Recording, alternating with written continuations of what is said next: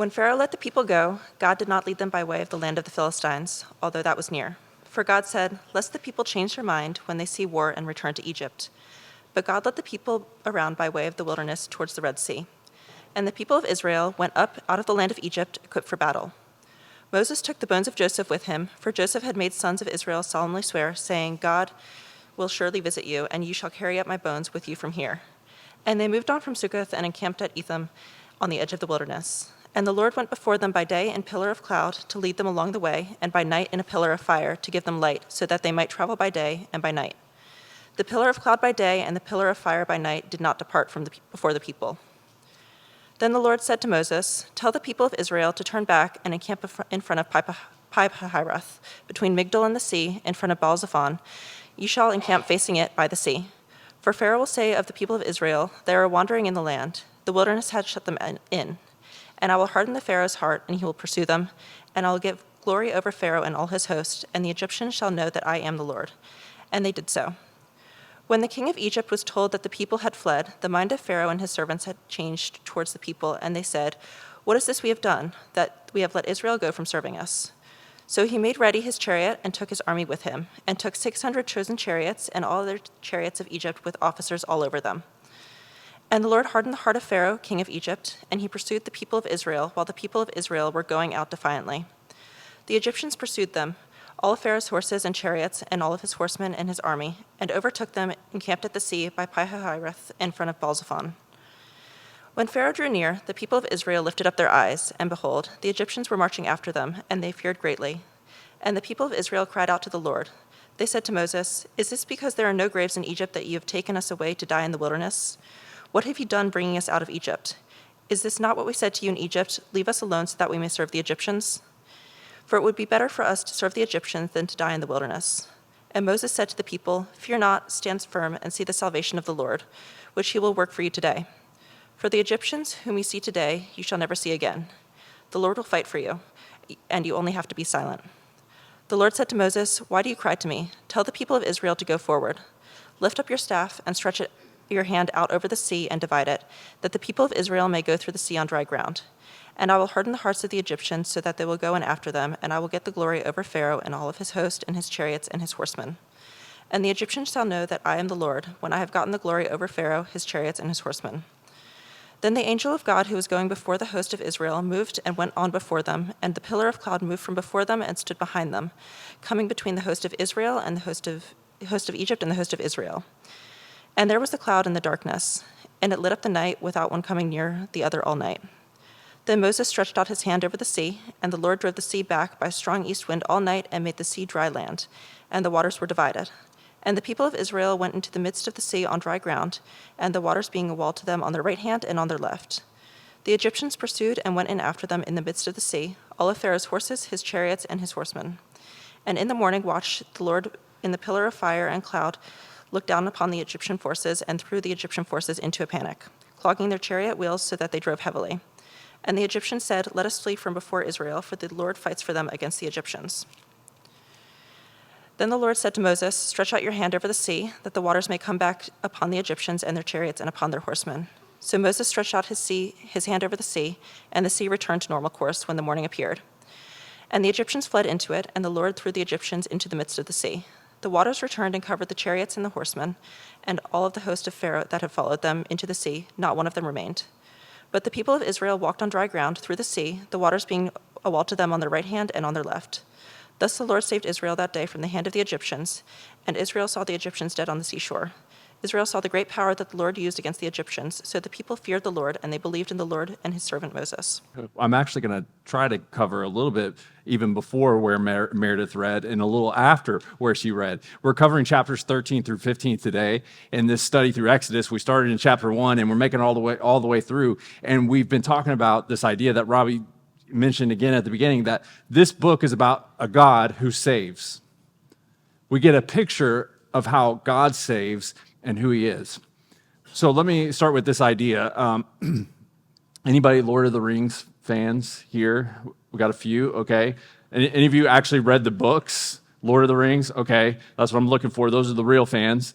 And I've seen the movies, haven't read the books, But I think about that story, and I remember when the movies came out, and I was there like watching every one of those movies as they came out back in the day, and I'm like watching the story unfold. And I remember getting to the end movie and watching Frodo like succeed at his mission. Okay, so if you don't know who Frodo is, he's this hobbit that like has no business being wrapped up in this huge overarching just plot that's happening in Lord of the Rings. And here he is, kind of thrust into the spotlight to be the guy that's supposed to take this ring that's going to destroy all of Middle Earth, and he's supposed to destroy it.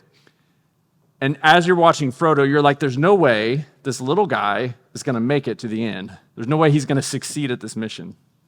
And like any good underdog story, when he gets to the end, you're just like, yeah, he did it. And you're like ready to clap at the end. We love those stories. We love the stories where like the odds are stacked against someone. And then they make it to the end and they succeed. And we're like, oh, that's awesome. We love those stories. But let me add, we don't like to live those stories. We love the idea of it. We love watching a movie in an hour and a half and it all gets resolved, or in the case of Lord of the Rings, like 9 hours and it all gets resolved. But, in our lives, it's not so fun to feel like we have impossible things stacked up against us and we have no idea how we're ever going to get out of those impossible things. We don't want to live that. We'd rather like have a much easier path, like just give us the path of least resistance, right? That's what we would prefer. But here's the Israelites, and I have a painting up here today depicting them crossing through the Red Sea. Here's the Israelites. They're standing at the Red Sea. This is where I'm going to keep taking you back to. This moment in time, I'm really like going to try to keep it a little bit unresolved, even though we know what happens. I want to take you back to this moment in time where Israel stands. On one side, they have the Red Sea, and on the other side, they have Pharaoh and his army. And what it would have been like to watch their old captor come after them and be standing there and to be in this place of impossibility of like, we are as good as dead. Like, just what would it have been like? What do you do when you face a situation that just seems so impossible? So that's what I want to keep kind of returning to. First, we have to remember how Israel came out of Egypt. I mean, because it's really fascinating. If you look back, we're going to just keep going through this text, and I'll put it on the screen too if you don't have a Bible in front of you. I want to go back to verse 8, or verse 10.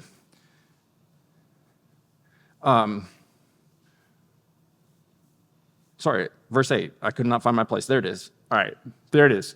While the people of Israel were going out defiantly. When Israel leaves Egypt, after God has performed these mighty acts, and then this final act of judgment through the Passover, you remember the Israelites, they put the blood on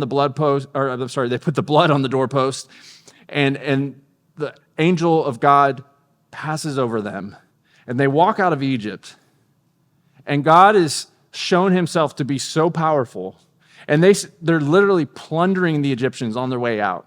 And it says in this verse that they were walking out defiantly. The Hebrew there is actually the word like high hand.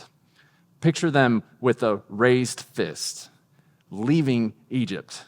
Now, this isn't the only mention of hand in these chapters. That's the only time it mentions Israel with a high hand, but it actually talks about God's hand. I don't know if you picked that up at all, but I'm going to take you back to chapter 13, verse 3, where we see the first mention of it.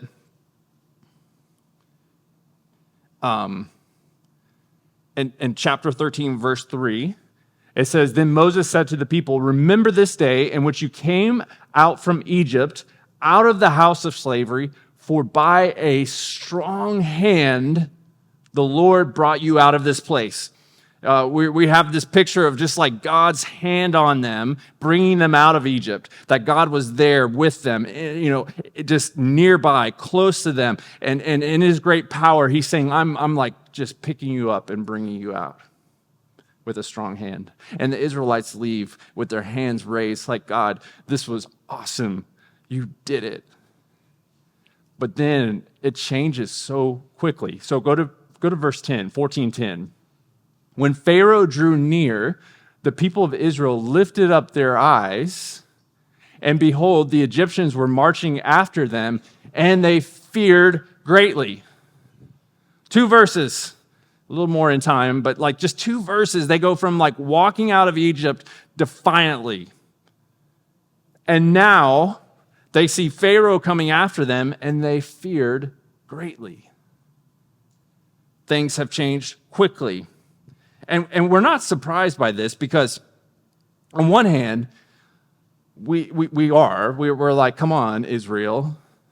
You know, you just saw God deliver you there. And now, yeah, you're in this spot where the Red Sea's on this side and Pharaoh's on this side, but don't you believe God's going to do something? I mean, if he delivered you then, can't he deliver you now? I mean, there's a part of me that just looks at them and kind of wants to judge them like, come on, you got to believe. Now, I know the other end of the story. That helps a lot when we know the other end of the story. But for them, they saw no way out, and they feared greatly. We know it's not right to fear, but for these Israelites, it does make sense, right? So on one hand, we're like, come on, God put gnats on those people. He put frogs on those people. He put darkness on those people. He delivered you. So like, come on, why are you afraid? And then at the same time, we'd go, well, you know, if we put ourselves in their shoes, we can get it. We can understand that they've had a lifetime of slavery, but only a short time of freedom. They've had this long span of just feeling like they've been forgotten by God and he was nowhere to be found. And then God comes through and he saves them. But like that doesn't remove all this past that they have, all this history, all this trauma that they've endured. And they snap right back into their old way of thinking. They just freeze with fear. They're looking out at Pharaoh and they're like, oh my gosh, we're going to die. And when we fear, we lose logic, right? We can't think. We can't speak truth to ourselves. Like when we get caught up in fear and it really grips us, we can't think straight. And that's where the Israelites find themselves. They're so fearful at this point that they can't speak to them this truth, that if God delivered us then, he could deliver us now. And this happens to us all the time.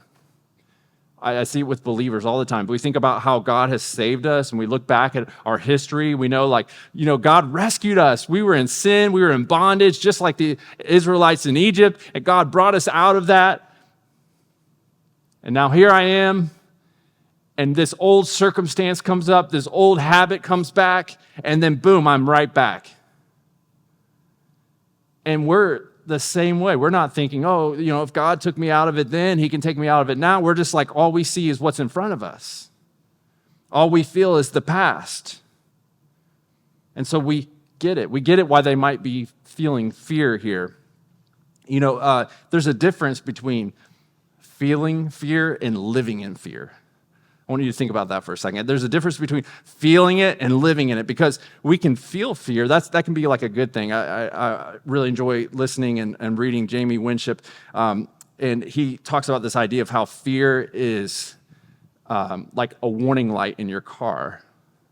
It beeps on and is supposed to like tell you that there's some problem. But then when we like get obsessed with the warning light, and that becomes like the only thing we're thinking about, and it grips us, then we're wrong. So the idea is that we can feel fear, and that's a good response, a healthy response, but to live in it, that's different.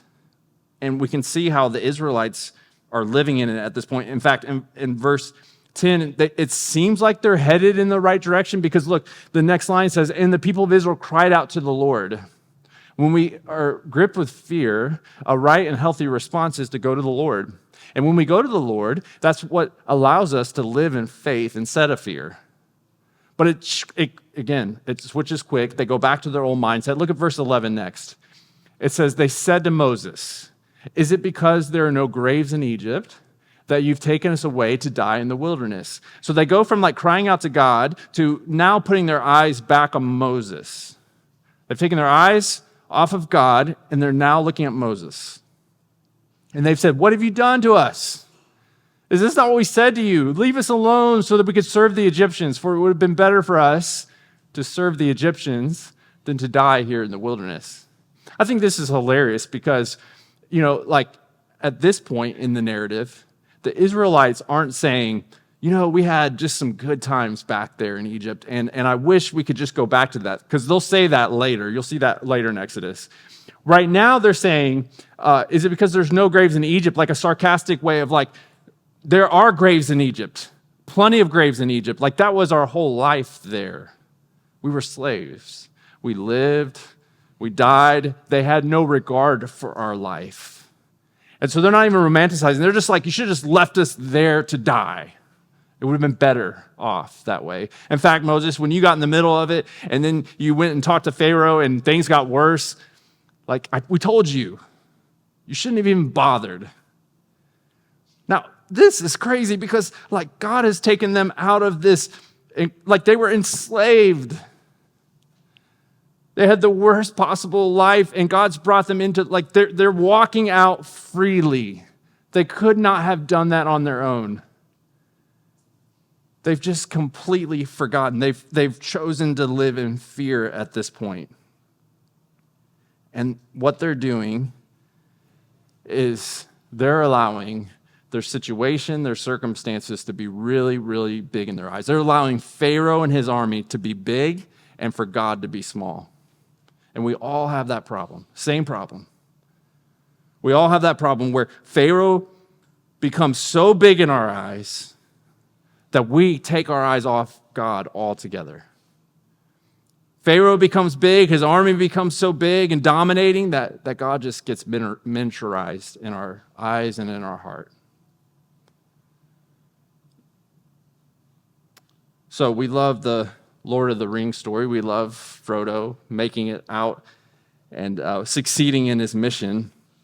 But when we're in those impossible, odd situations, we are going to be more prone to take our eyes off of God and to put them on our problems.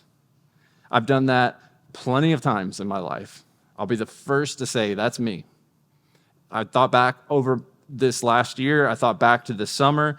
I was in the middle of a bunch of financial type, I don't even know how to even describe it. I'm trying to move. I have all these transactions happening financially. I'm trying to move money around. I'm trying to buy a house. And in all of that, I remember there was a point where I just fell victim to anxiousness. And I was thinking all this stuff that's swirling around everywhere as I'm working on all this, it's all going to fall apart. That's what was in my head. I'm in the middle of all this real estate stuff, and I'm it's just going to all fall apart. And I got to this point where fear had taken over. I remember that day, and I can look at it now and see it, where what I was looking at were those problems, all those things in life that were weighing me down. I was looking directly at that, and I could not see God. All that stuff had become so big in my eyes that I couldn't see through, I couldn't see to God. And that's what happens. And it's so easy for us just to kind of fall back into our old life when that happens. I have a guy I've been working with, and I just hate it. My heart breaks when this happens, because here's this guy. He was he had just found deliverance in the Lord. He had found freedom in the Lord, and he's walking with the Lord. He's walking with the Lord. He's walking with the Lord. And it was this new relationship with the Lord he had. And then he got kind of caught up in this life and the things of this life. And he went back to some old habits.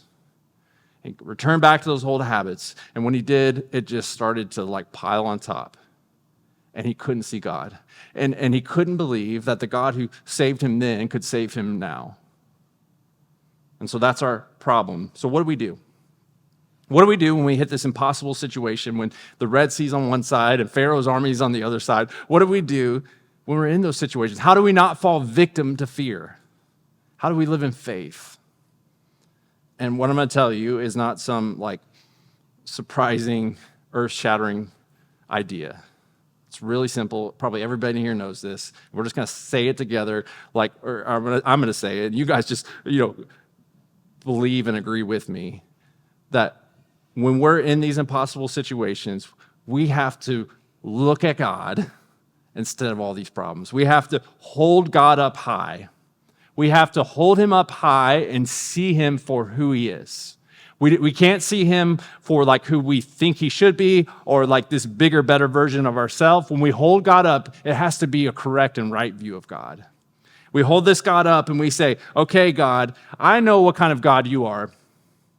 You're God who looks at my impossibility and says, that's my opportunity.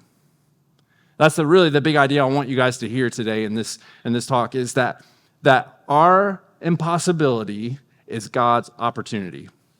Our impossibility is God's opportunity. This is true in every story of the Bible. I don't know if it's true in every story of the Bible, but I'm exaggerating a little bit. But you cannot miss this theme in the Bible that when things look impossible, that's when God gets to work. God says, okay, I see that you feel like you have no hope in this situation. Yep. He says, all right, now it's time for me to go to work. God says, okay, I see that you can't fix this problem, Joel, and no one else around you can fix this problem. And I'm like, yep. And he's like, okay, perfect. Now I can show you my power. That's how God works. He loves to take our impossibility and turn it into his opportunity.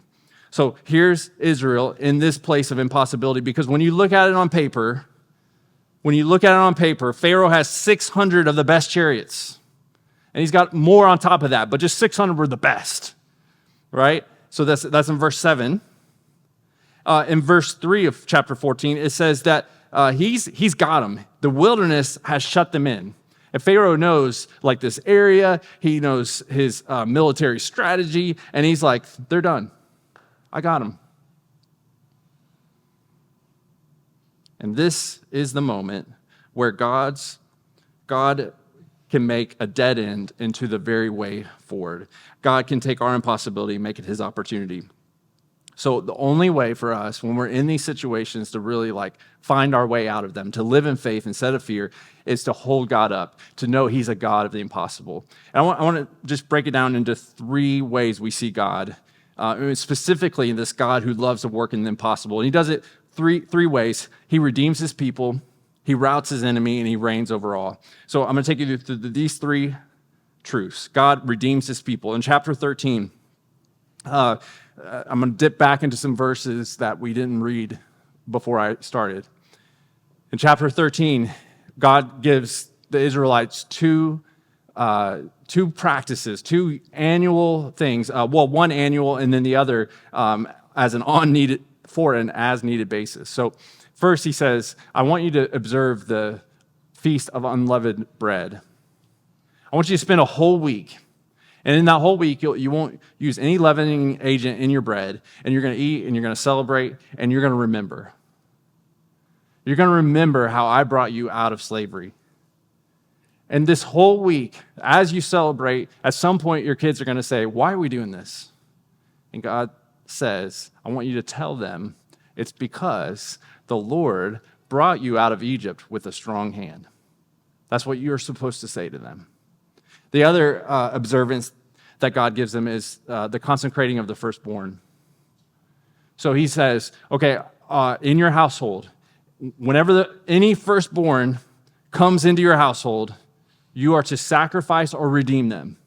So if it's an animal, you're to sacrifice that animal, except for a donkey. And if it's your firstborn son, you are to redeem that firstborn.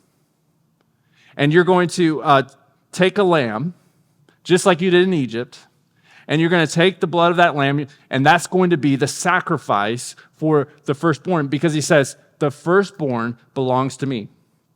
So in both of these observances, just think with me for a second what that would have been like in both of these. The Feast of Unleavened Bread, I'm thinking Thanksgiving in my household. In Thanksgiving, everybody cooks things, and you've got your own specialties, and Thanksgiving's coming up. Can you believe that? And for me in my household, growing up, my mom always made these homemade cinnamon rolls. And when you smelled the cinnamon rolls, you knew it was Thanksgiving or Christmas. That was the only time they came out, Thanksgiving or Christmas. And so you knew, like, this is this event. This is what it's time for. It's Thanksgiving. It's Christmas. So that's what it was like for this Feast of Unleavened Bread. Like, these memories come up that remind us of what God did. The consecrating of the firstborn. You can imagine if, an animal being born into their household and them taking this animal and having to sacrifice it to know, oh yeah, that's what God did for us. He paid for us to come out of Egypt. He redeemed us. He bought us back. And when he bought us back, now we remember that through this redemption that we're paying. Here's the irony. That these very two observances that God gave Israel were meant for them to what? Remember what God had done. Because he knows we forget. He knows that we forget. Like we get in the middle of life and life starts to overtake us and we can't remember how he saved us then. Can be how he saves us now. And so he gives them these observances because he says, you're going to forget, so you have to remember. That's why we take communion as a church every month, right? And in those elements, as we take the bread and the cup, that these physical elements remind us each time we're together of the sweetness of God's redemption for us. That's the idea. So God redeems his people. He's also a God who routs his enemies. So let's return back to the Israelites standing there, the Red Sea behind them, Pharaoh's army in front of them. And I love Moses' response. Think about what Moses didn't say. As Pharaoh's army is bearing down on them, he doesn't say back to them, all right, I want you to pray harder. Come on, let's all get together. We're going to pray so hard. We're going to call out. It's going to get loud in here because we're in a bad place. So here's our answer. We're going to pray harder. You know what? Here's what we're going to do. This is a favorite of people, maybe me sometimes too. Let's just start yelling out to God all the things we're going to do for him if he gets us out of this jam, right? Moses doesn't do that. He doesn't say, like, do this and, like, in hopes that, like, you can make a deal with God. No. Here's what Moses says. Look at verse 13 of chapter 14. Moses said to the people, fear not, stand firm, and see the salvation of the Lord, which he will work for you today. For the Egyptians whom you see today, you shall never see again. The Lord will fight for you, and you only have to be silent. I just don't know of any words stronger than this in very many places in the scripture, to be honest. Fear not, stand where you're at, and watch what happens. I had a real life version of the parting of the Red Sea, and like this happened to me. I was driving down Macon Highway, headed like towards Watkinsville. Some of you guys, if you know these roads, you might get a feel for where I'm at. It like dead ends into 441 on Macon Highway, going past Mama's Boy, you know what I'm talking about. You get up there, and I'm taking a left to get on 441 to go towards Watkinsville. As I'm in that lane to take a left, I'm watching you. I think you can even see in that light, like it turns red. Those cars stop. One car stops. Next car. There's like 4 cars that stop in both lanes. It's 2 lanes headed in the same direction right there. And then I get a green arrow. I start to pull out, and I make it like just a little bit like into the intersection. And when out of the corner of my eye, I see a tractor trailer barreling down that highway, like not stopping at all, not slowing down at all. And this tractor trailer is barreling down this highway, and it's everything happens in like a split second, and it really makes no sense how this all happened. But somehow there was literally 4 cars in each lane. All 4 cars in each lane like somehow see that truck coming, and each like swing out like they're moving for an ambulance, except this time it's a runaway truck. And they all move out of the way, and down through the center line comes that truck, just flying through the intersection, like within just a few feet of my car that had just come out in the intersection. All just boom, boom, boom, boom, fast like that. And that truck didn't slow down at all. It literally was like 80 miles per hour up that hill. And if you would have looked at me, I'll give you what my expression was in that moment. My mouth was like on the floor. And I didn't even have enough time to get scared. I didn't have enough time for anything. It was just like boom, boom, boom. And I'm like, what? And I look over, there was a car in the other lane, like two lanes take a left right there. I look over in the car in the other lane, and there's a lady there, and her mouth is like, we're both just shocked. And then you're like, what do we do next? Do we just like sit here? Do we call someone? What do we do? And then we're just like, okay, bye. And, take off. It was literally a real life parting of the Red Sea. And so here's what I did. Nothing. I sat there with my mouth open and I was saved. That's what God did for these people. And what he said, so how I saved you in Egypt when I did everything, that's how I'm going to save you again. Fear not. Just stand where you're at and see what happens. Look at verse 15. The Lord said to Moses, why do you cry to me? Tell the people of Israel to go forward. Okay, hold on. Wait, which direction, God? Let me look at that again. Tell the people of Israel to go forward. No, there's like a sea right there. We can't go forward. We're stuck. God says, go forward, lift up your staff, stretch out your hand in the sea and divide it, and that the people of Israel may go through on dry ground.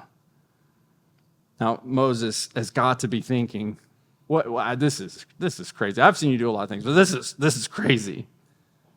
But our impossibility is God's opportunity. And I just can't imagine that scene of literally seeing those waters part and stand up and to be able to walk across on dry ground. I want to take you a second to Hebrews 11 because I read this week. I'm reading through the Bible. I have this Bible reading plan in a year, and it picks out the readings for me, okay? I didn't formulate any of this. I had a Bible I think this was either Monday or Tuesday. Hebrews 11, the whole chapter. I read that. But in particular, I got stuck on verse 29. It says, by faith, the people crossed the Red Sea as on dry land, but the Egyptians, when they attempted to do the same, were drowned. And so I reflected on that verse, and I kept thinking about it. That as you read through the stories of Hebrews 11, all these stories of faith, I was like, how does this one fit in there? Because if I'm looking at the Israelites, I don't see much faith. They seem more fearful than anything. I'm reflecting on them, Lord, how do they show up here in Hebrews 11 as called out as they did something? That makes no sense. So, funny story. I have a couple days later, I have another Bible reading that's in Deuteronomy chapter 1. And God says, okay, I'll show you. You've been thinking about it. I'll give you the answer. I was like, okay, this is cool. Deuteronomy chapter 1, verse 31. Here it says, there in the wilderness, you saw how the Lord your God carried you as a father carries his son. God said, how did you get out of there? It's because I carried you. When it comes to salvation, and that's what this story is about. It is about the salvation of God. And it's the way God saves then, he saves now. And when it comes to salvation, there is nothing we do. Nothing. Even our faith that gets called out in Hebrews chapter 11 is of no substance in our salvation. God has to birth that in us, just even a little bit to get us across that Red Sea. I don't know, we're totally fearful, but somehow we get one foot in front of the other, and I think it's because God just carries us. So when it comes to salvation, God carries us in the same way. Now, this story of the Red Sea crossing, like I just said, is a story of salvation. First, you had the people leaving Egypt, and you put the blood on the doorpost, and this great miraculous intervention by God to save these people who said, yes, God, I will trust in you for this salvation. And they walk out of Egypt as free people. Now, what would have happened if they would have walked out of Egypt, and then there at the Red Sea, while they're stuck at the Red Sea, if Pharaoh, this old enemy of theirs, I don't know if I drew it up enough. Just think about that. Like, what would it have been like to see him reappear? We thought we were done with him. We thought he was gone. This guy who's tortured our lives, and here he is again. And to see him there. What would have happened, though, if Pharaoh would have recaptured them and brought them right back to Egypt? What kind of salvation would that have been? Not a good one. God says, okay, I'm not only going to free you from your slavery, I'm going to secure your whole future. So in this crossing of the Red Sea, he says, you have a new future and your old enemy is conquered. This picture of salvation in the Old Testament is meant to give us a picture of how God saves. How did God save? Through the cross and through the resurrection, but in the same way, right? That Jesus died on the cross, his blood was shed for us. That was our blood that should have been shed. It was our life that should have been on the cross. It was our penalty to be paid, and Jesus paid it. We did nothing. But here's the thing. If Jesus would have gone to the grave and he would have stayed in the grave, what kind of salvation would that have been? Not a good one. Jesus had to show that he had power over that enemy and he could secure for us a future apart from it. And that's what he did through defeating the grave and sin forever in his resurrection. The picture here that we have in Exodus is a picture of how God saves. There's a commentator named Alec Motyer who says it like this: the contest was, therefore, a matter of ownership. Who had the right to claim ownership of Israel? The enslaving genocidal king who had long been their master, or their divine Lord who had come to Egypt to claim, redeem, and deliver them? God routs his enemy in order to claim his people, in order to assert his ownership over them, in order to secure a total and full salvation. So God redeems his people, but then he routs his enemy. You can imagine what it had been like to be the Israelites looking out on the seashore, and when that water covered back up, to see the Egyptians there floated up on the seashore, and to think that enemy has been vanquished. He is no more. And that's what Jesus did for us. Yeah, we're still going to deal with sin. We're still going to deal with the effects of this world. But ultimately, God has secured a victory and a total and full salvation through his resurrection, in which we will see that enemy be completely no more one day. So he's a God who redeems his people, who routs his enemies, and then finally, he reigns over all. So chapter 15, I really need to do a whole sermon on this, but I'm just going to give you 3 verses, and we'll reflect on all of this. In verses 11 through 13, we have the heart of this song. So the song starts with Moses and the people in chapter 15, and they're singing praise to God for what he's done to deliver them. In verses 11, 13, here's what they say. This is like the meat of this song. Who is like you, O Lord, among the gods? Who is like you? Majestic in holiness, awesome in glorious deeds, doing wonders. You stretched out your right hand. There's that hand, God's hand working, and the earth swallowed them. You've led in your steadfast love, this love that never ends. The people whom you have redeemed, you have guided them by your strength to your holy abode. Meaning, God has led you to a place where now you can be in his presence with him. And it ends in verse 18 with this declaration: the Lord will reign forever and ever. All the gods of Egypt are dead and defeated, and God has reigned over them through his victory in Egypt. All the Egyptians who came like this, here's one final last push by the enemy. Pharaoh says, look, don't you know I have 600 of the best chariots? Don't you know I can still come and get you? And God says, no, you can't.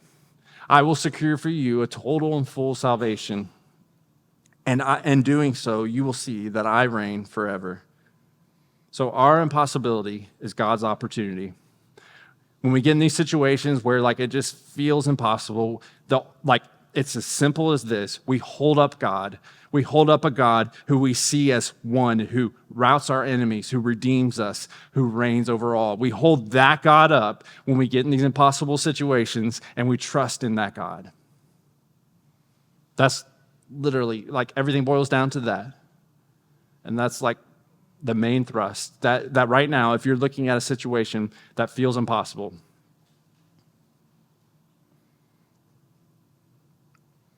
your first instinct is going to be to look at that situation and to feel all the pressure and all the problems instead of looking at God.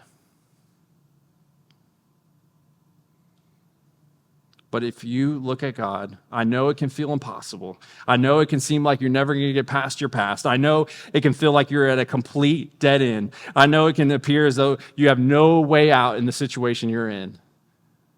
But God says, no, I have one, and it's to move forward. Right now it feels like a dead end, and God says, I'm going to push right past that. You're going to go forward here. In a place that feels impossible, I have a way. That's what the cross was. You think about like, how is God going to save us? If sin is really our problem, then how will God save us? Will he do it through some mighty act like a plague? No, he says, I'm going to do it through a cross. Of all things, he uses a cross. And then when Jesus is dead, then it surely looks impossible. He's dead. He can't come back to life. What is he going to do now? And God says, that's when I go to work. I will raise him back from the dead, because our impossibility is God's opportunity. And he wants to do that with you wherever you're at. And I think the Lord just kind of moved in my heart to also say, like, for us to examine this as a church, as a people here, to think about, like, what do we have to offer? A group of us here started this church in January of this year, and with hopes that, like, we could just make a dent in the spiritual temperature and needs of Athens and 5 Points. And we're like, we could look around, and I'm not going to hate on anybody here, but like, let's just look around and say, like, what can we really do? Who are we? What do we have? How can we actually move forward and see like a God do a great work here? And that's really good news, because God says, okay, I want to take you at this place that is an impossibility, and I'm going to do something right there. If we turn and we look at him like, God, we can't do anything. He's like, perfect. I'm going to go to work.